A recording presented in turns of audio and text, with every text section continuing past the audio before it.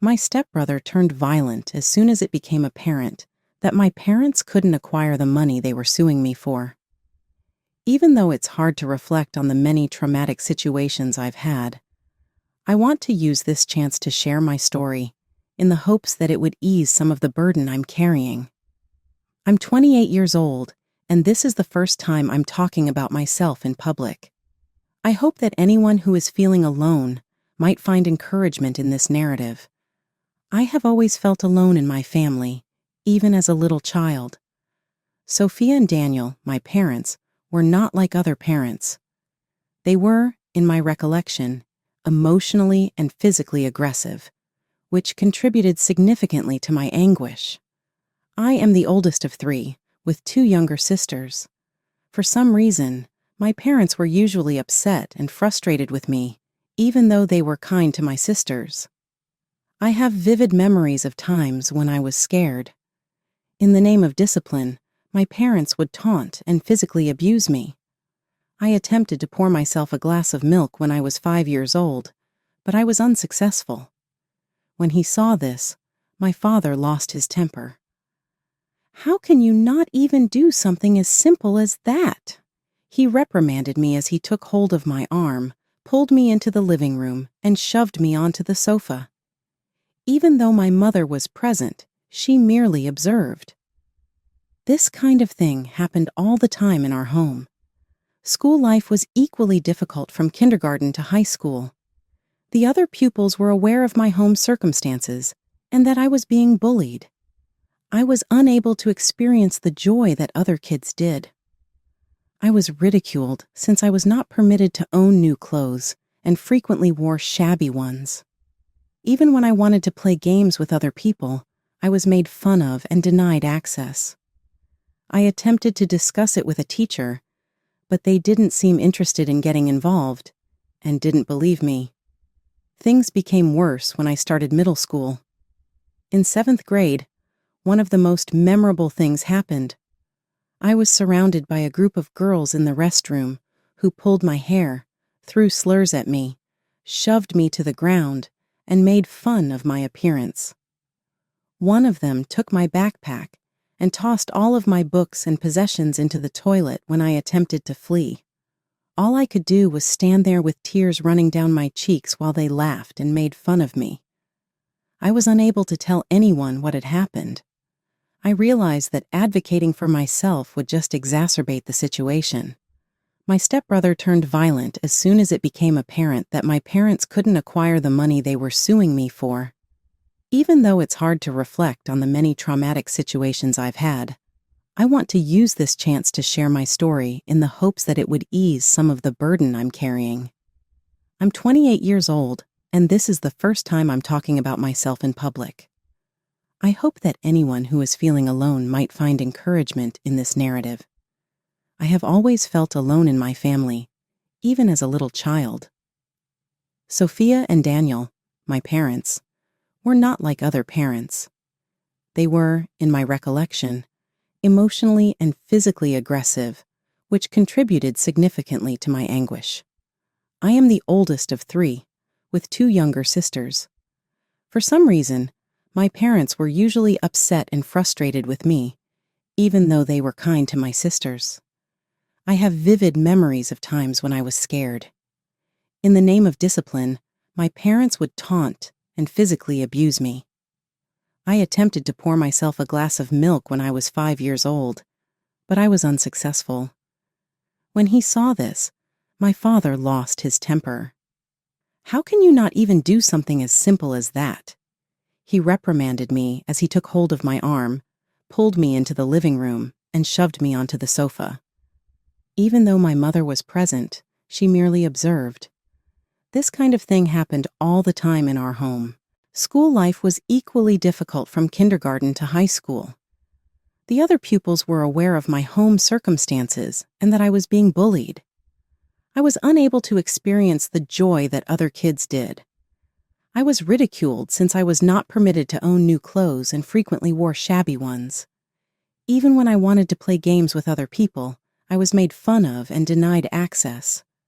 I attempted to discuss it with a teacher, but they didn't seem interested in getting involved and didn't believe me.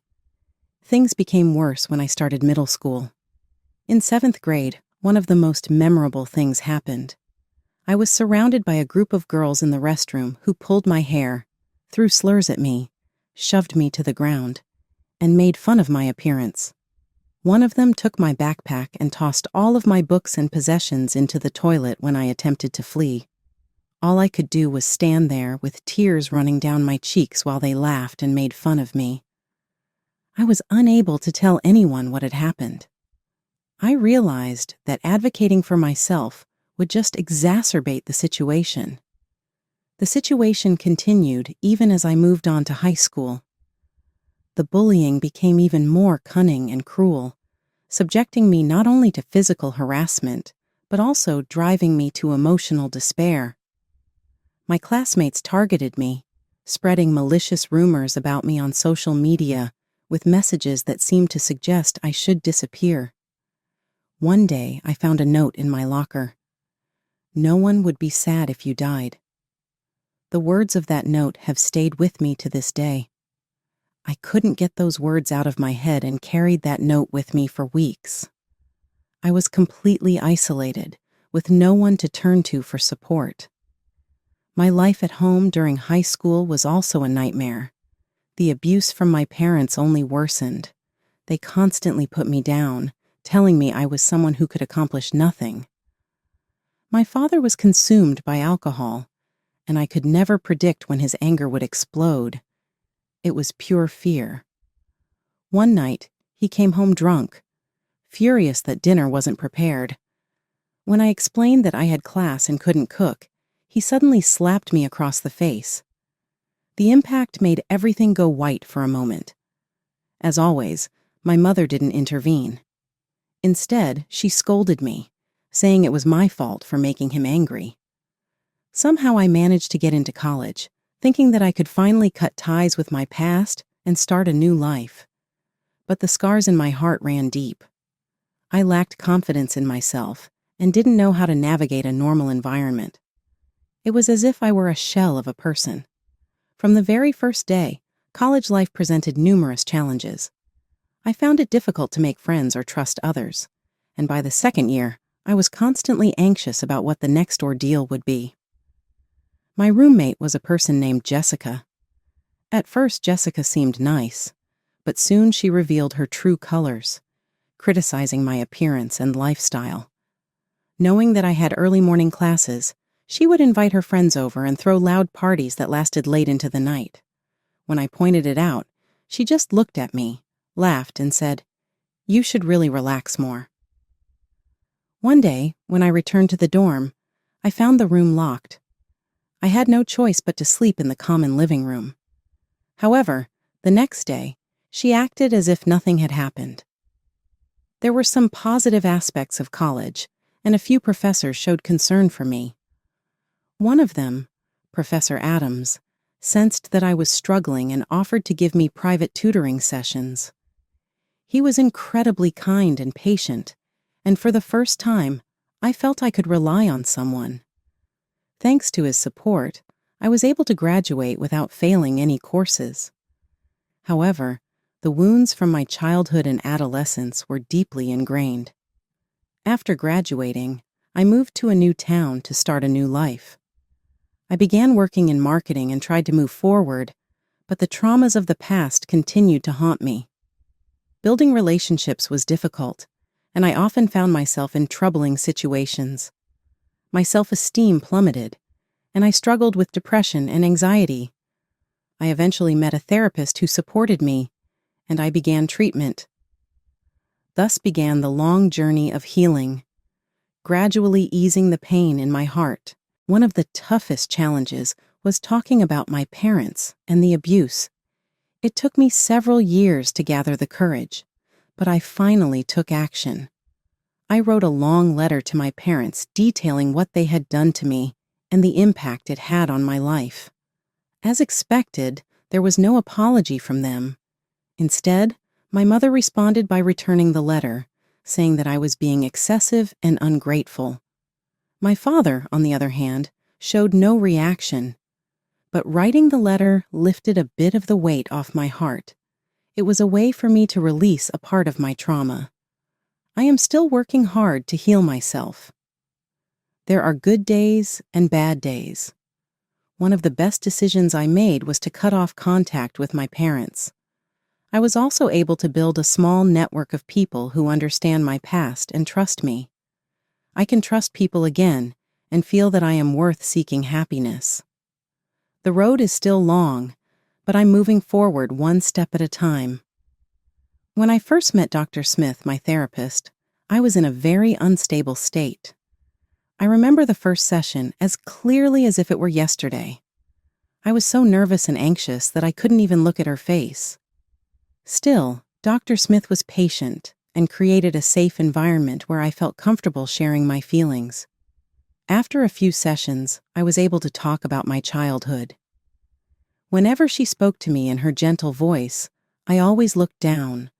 One of the most important moments in my treatment was when Dr. Smith talked about compassion and asked me how I would treat a friend who had gone through the same situation. Would I condemn them or see them as worthless? I would never feel that way. I would treat them with compassion and kindness. She told me that I needed to treat myself in the same way. It was a new feeling for me, but it gradually led to a new way of thinking about myself. We used various techniques to address past trauma, including eye movement desensitization and reprocessing, EMDR. EMDR was a challenging process for me. It required me to recall my most painful memories, but at the same time, I felt it was incredibly effective.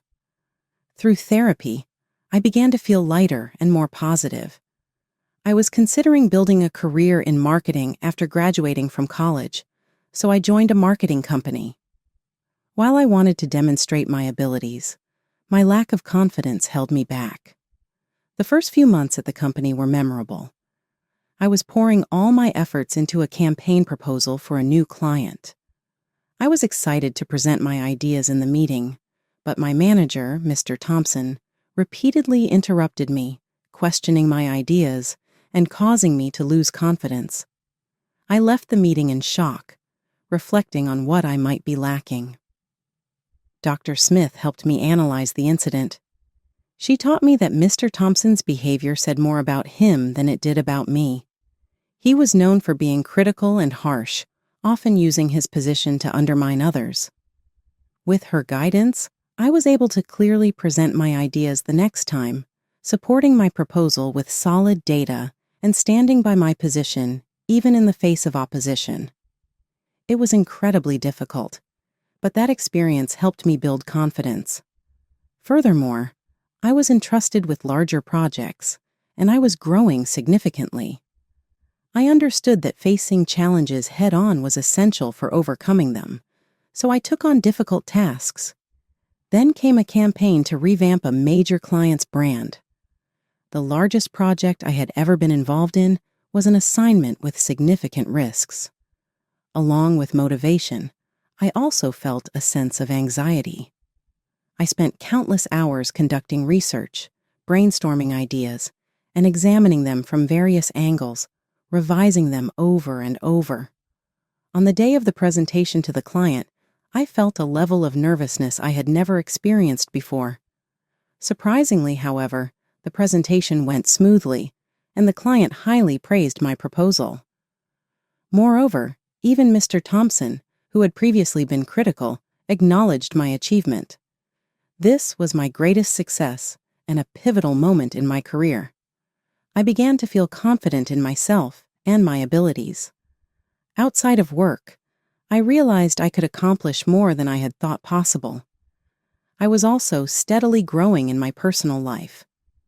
Dr. Smith encouraged me to actively explore hobbies and art. I started drawing again, an activity I had enjoyed as a child, and found joy in it. When I joined a local art class, I experienced an incredible sense of healing. It was a way to express myself beyond words and to transform my emotions into something beautiful. Furthermore, I started building a support network. I joined an online community that supports victims of abuse, and connecting with others who had similar experiences provided me with emotional support. We shared our experiences, supported one another, and celebrated each other's successes. Even these small connections were invaluable to my healing process. At work, new challenges awaited, providing opportunities to test my abilities. A new colleague named Lisa joined us, and Mr. Thompson held her in high regard. She seemed intelligent, confident, and capable of anything. I feared her presence and felt uneasy about my own significance fading away. It was as though I had returned to my old fear of inadequacy and lack of self-confidence. Dr. Smith helped me work through and overcome these feelings. She taught me that Lisa's success didn't diminish my own value, and explained that by cooperating and supporting each other, we could achieve better results for everyone. I took the initiative to offer my support for Lisa's project. To my surprise, she gladly accepted my offer and actively incorporated my suggestions. Together, we achieved great results, and I learned a lot from her. It was an experience that taught me the value of teamwork and the importance of mutual encouragement. As my career progressed, I was given leadership responsibilities and received a promotion. I became a project manager and was entrusted with overseeing a team. This was a significant advancement for me, and I strove to support and encourage my team. As a leader, I held regular meetings, ensuring everyone had a chance to share their ideas and opinions freely. I prioritized recognizing and celebrating the team's achievements, even the small ones. Watching the team grow and succeed was an incredibly fulfilling experience. One particularly memorable project was a nationwide advertising campaign for a new product launch. It was a large-scale project with high expectations and a tight deadline. Though I anticipated challenges, I was excited for the opportunity to showcase my abilities. I assembled a talented team and worked closely with them to create a creative and impactful campaign. We worked late into the night each day, and there were moments of anxiety, but we remained united and completed the project together. As a result, the campaign was a tremendous success. The product launch exceeded expectations, and the client was thrilled. The campaign received industry attention and even won an award, marking one of the proudest moments of my career. It was a moment when all the years of hard work and perseverance paid off. Through this experience, I reaffirmed the importance of believing in myself and my own abilities. Dr. Smith always provided support and guidance, teaching me that recovery isn't a straight path and that setbacks are also part of growth. At times, it felt like starting over, but she reminded me of my achievements and helped me keep moving forward. Among the programs we did, one stood out and resonated deeply with me. It was a therapy exercise in which I wrote a letter to my younger self. Dr. Smith suggested that I write down everything I wished that young girl, who endured so much, had known back then. It was an emotionally stirring experience, but it became a way to free my heart. I told my past self that she had a strong and resilient spirit and was deserving of love and happiness.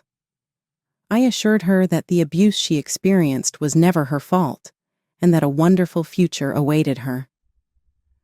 This letter allowed me to look at myself from a new perspective, reaffirming that overcoming suffering requires inner strength. Now, I am living in a much better environment and enjoying life. I've learned to protect my boundaries and to cherish my happiness. My career continues to grow, and I now mentor newcomers to the industry. Being in a position to guide others and help them overcome their own challenges brings me immense fulfillment. Looking back, I can see just how far I have come. The journey of healing continues, but I feel that even a difficult path is worth taking, one step at a time. I've learned that sometimes it's essential to rely on others and allow them to support me while treating myself with kindness. I've also realized I possess more strength than I once thought. life gradually moved in a positive direction. My career was going well. I maintained healthy boundaries with harmful people, and I continued therapy. Just when I felt I had finally overcome the past, a letter arrived, shattering that sense of hope. To my shock, I was being sued by my parents. The reason for the lawsuit was absurd. They claimed I should repay the costs of raising me. Furthermore, they said that once the trial was over, they planned to request financial support from me to help raise my adopted stepbrother, Jacob. It felt as though all the independence and growth I had achieved was being denied.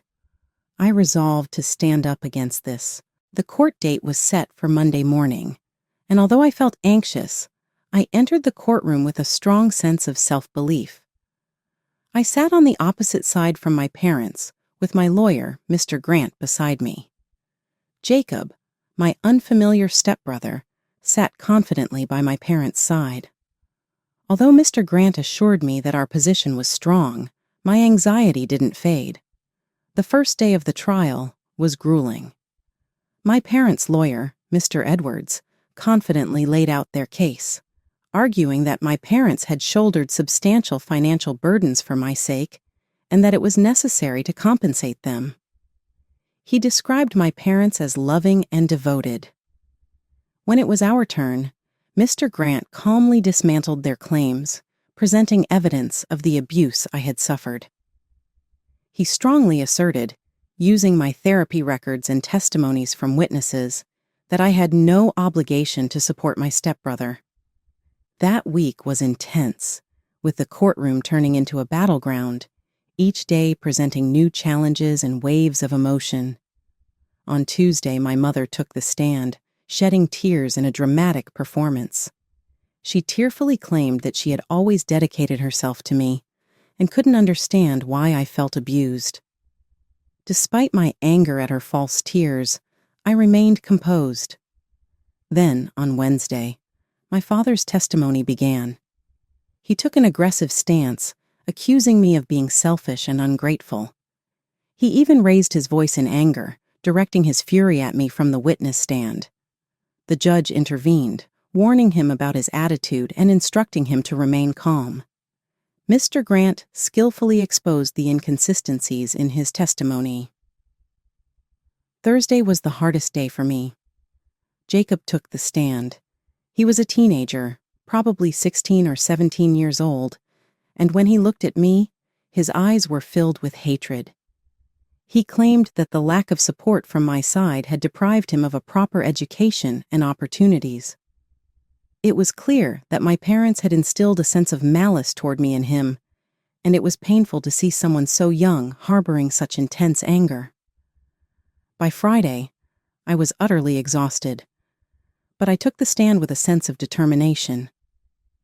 The composed and supportive Mr. Grant guided me through my testimony, helping me speak about the abuse I had endured and the many years I had been manipulated. I explained the trauma from my past and the steps I had taken to overcome it. At that moment, I noticed the jury. They were listening intently, and some of them were visibly moved by my story. The weekend passed quickly, filled with preparations and tension leading up to the final day of the trial. It was clear that Monday would be crucial for us. Mr. Grant and I meticulously prepared, ready to address any statements Mr. Edwards might make. When Monday arrived, the courtroom was filled with a palpable sense of tension. Mr. Edwards gave his closing argument, strongly asserting that my parents were the victims. In response, Mr. Grant delivered a powerful speech, reminding the jury of the abuse I had endured and emphasizing that my parents bore responsibility for it. During this, my parents remained silent. A long period passed, and the jury left the courtroom to deliberate. Each tick of the clock heightened the unbearable tension as time weighed heavily on us. Eventually, the jury returned, and the verdict was finally delivered. I had won. An overwhelming sense of relief filled my heart as I realized that I had triumphed. As the judge announced the verdict, I felt a weight lift from my shoulders. Then, an unexpected event occurred. Jacob, who had shown uncontrollable anger throughout the trial, suddenly ran toward me holding a baseball bat. The courtroom erupted in chaos and someone screamed. He swung the bat at me. I managed to dodge, but the bat grazed my arm, sending a sharp pain through me. Security guards forcefully restrained Jacob, pinning him to the ground as he screamed in a fit of rage. The courtroom was in turmoil, with people trying to grasp what had just happened. Amid the confusion, Mr. Grant and the security guards quickly escorted me out of the courtroom. Once outside, my heart was pounding, and it took a moment to regain my composure. The adrenaline was still surging through my body, and a dull pain lingered in the arm where the bat had struck. Mr. Grant promptly arranged for an ambulance, and I was taken to the hospital for evaluation. Fortunately, the injury wasn't severe, but the incident was a shocking experience. Jacob's outburst only worsened the situation. My parents claimed it was my fault for intentionally provoking him, trying to dismiss his actions as nothing more than childish tantrums. However, Jacob's assault had been clearly captured on the courtroom surveillance cameras, and he was immediately taken into custody. Despite my parents' attempts to distort the incident to suit their narrative, it was undeniable. Within days, the media began to take interest, with reporters seeking details about the trial and Jacob. I refused all interviews, focusing instead on healing and rebuilding a positive life. During this time, Mr. Grant arranged for a restraining order against my parents and Jacob. Although the shock of the assault lingered, they would never be able to come near me again. Through the trial, I had confronted my past and was finally able to close that chapter. I had won the case, and I continued seeing Dr. Smith for counseling afterward. She helped me calmly process the recent events, confronting the residual fears and anxieties in my heart. She reminded me that I was now steering my own life and was no longer a victim. Through this experience, I gained even stronger resilience. In time, I became an advocate for others who had suffered from abuse, sharing my experiences in support groups and online talks.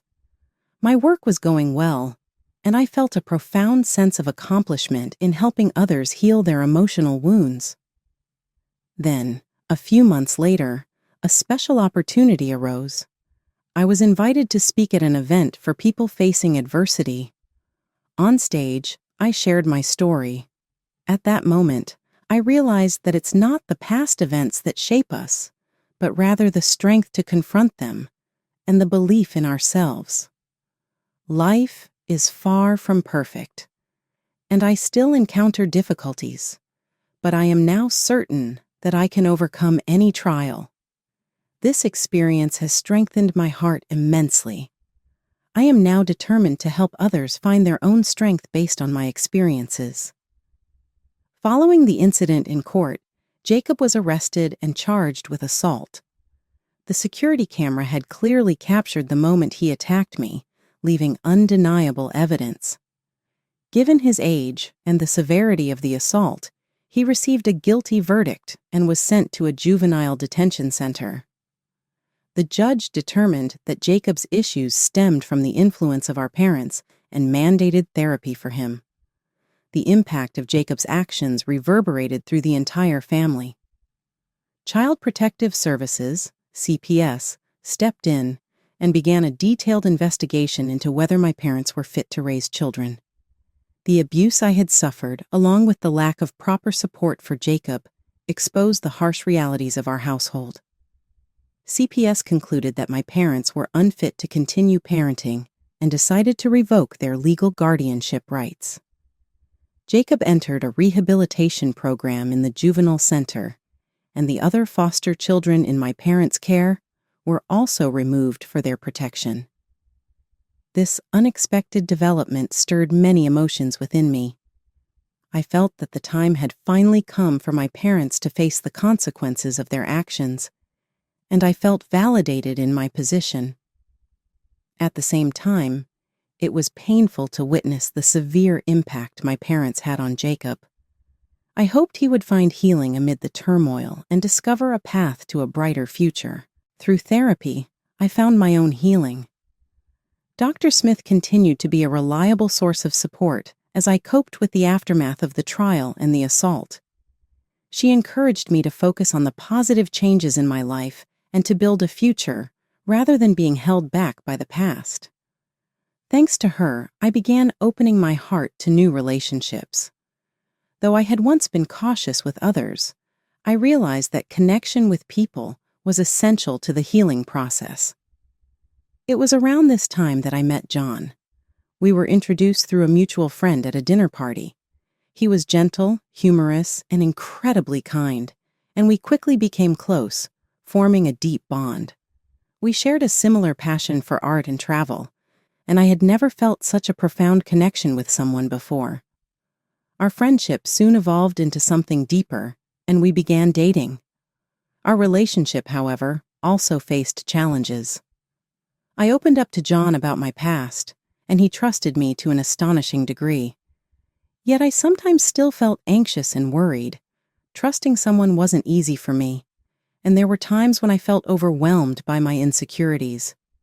But he was always patient, consistently willing to talk things through to understand me, easing my anxieties. Around 6 months into our relationship, an unforgettable moment occurred. We had planned a short weekend trip to a mountain cabin, intending to unwind and relax away from everyday life. However, on the first night, I had a nightmare about being attacked in the courtroom. I woke up in terror, and John rushed over to me as I panicked. He held me gently as I cried, comforting me by saying, "It's okay. I'm here with you." At that moment, I realized my feelings for him were unwavering. I knew he was more than just a partner. He was someone who genuinely cherished me and would always be there to support me. I began envisioning a future with John. We shared our dreams and goals and discovered that we held the same values. As our relationship reached its 1-year mark, John planned a date reminiscent of our first, ending with a proposal. Our engagement period was filled with days of excitement for the future. We held a warm wedding surrounded by close friends and family on a beautiful day in a garden filled with blooming flowers. As John and I exchanged our vows, I held his hand and looked into his eyes, feeling a peace and joy I had never experienced before. The ceremony became a celebration of love and resilience. Friends from my support group, colleagues, and professors who had supported me through college were present, including Professor Adams, whose presence was a delightful surprise. He had encouraged me throughout my studies, and it was deeply meaningful to celebrate this special day with him. This gathering symbolized the new family I was building, one based on choice and mutual respect. One of the most memorable moments of the ceremony was Lisa's heartfelt speech at the reception.